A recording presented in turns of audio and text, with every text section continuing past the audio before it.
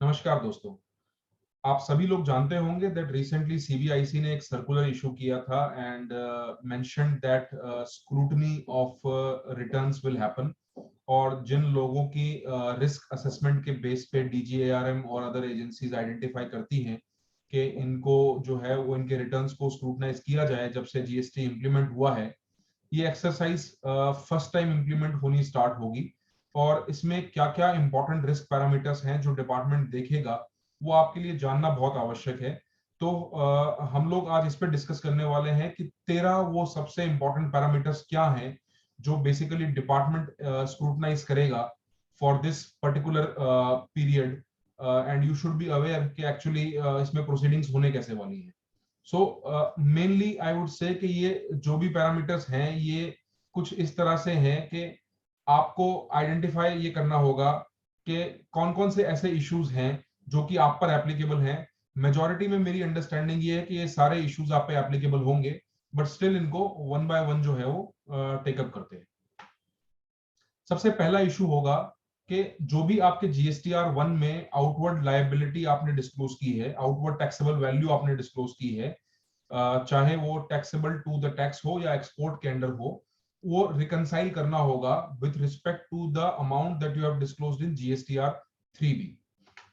Second is जो ITC, आप अगर प्रेडोमिनेंटली जितने भी पॉइंट्स आने वाले पीरियड में देखेंगे वो सारे पॉइंट्स मेजॉरिटी में आईटीसी रिलेटेड ही हैं। तो रिस्क जो भी है वो उस डिपार्टमेंट को आईटीसी में ही प्रेडोमिनेंटली लगता है और वहीं पे मैक्सिमम डिमांड्स मुझे लगता है कि इशू भी होंगे। सो सारे पॉइंट्स जो है वो आईटीसी के ही होंगे। नेक्स्ट पॉइंट ये होगा कि ITC under reverse charge mechanism, सबसे पहले तो ये चेक किया जाएगा कि जो आईटीसी आपने रिवर्स चार्ज मैकेनिज्म में लिया है वो आईटीसी कितना है विज़ the ITC that you have availed. अगर आपने आईटीसी जो अवेल्ड है वो बेसिकली कम किया है, ज्यादा किया है, और आपने आरसीएम में पे ही कम किया है, तो there is a prospect of liability है। दूसरा, बहुत सारे केसेस में अगर आप देखें जब आप जीएसटीआर 1 भरते हैं तो आउटवर्ड सप्लाई में आपको टिक करना होता है कि ये जो सप्लाईज है ये फॉरवर्ड चार्ज में है कि रिवर्स चार्ज में। जो भी ऐसी सप्लाईज जो रिवर्स चार्ज में हम लोग टिक करते हैं जीएसटीआर 1 में, वो रेसिपिएंट के जीएसटीआर 2 में अंडर रिवर्स चार्ज में अपीयर होंगी। नाउ इसको रिकंसाइल किया जाएगा विज़ दी GSTR RCM that you have declared in your 3B। Third, क्योंकि आरसीएम की सारी टैक्स को जो है वो कैश में पे करना है, तो कोई भी मंथ में ऐसे केसेस हो जहां पर टैक्स की लायबिलिटी जो है वो कंपैरेटिवली कम है और आरसीएम में टैक्स ज्यादा पेबल बनता है, वहां पे डिमांड निकाली जाएगी। देन दे विल परस्यू कि आईएसडी का रिकंसिलेशन कैसे होगा 3B और 2A से। पूरा आईटीसी जो है उसका एक ओवरऑल रिकंसिलेशन किया जाएगा विज़ 3B टू 2A।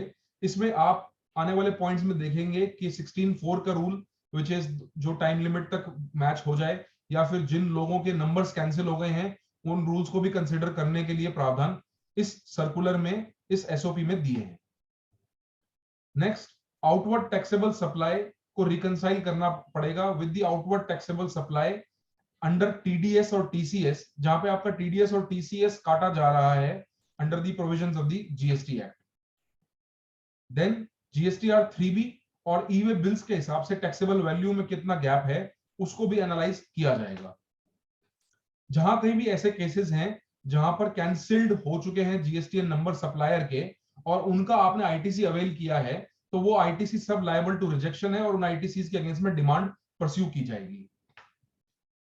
आईटीसी जहां पर डीलर्स ने जीएसटीआर 1 तो फाइल किया है लेकिन जीएसटीआर 3 भी फाइल नहीं किया है, यहां पर भी डिमांड परस्यू होंगी।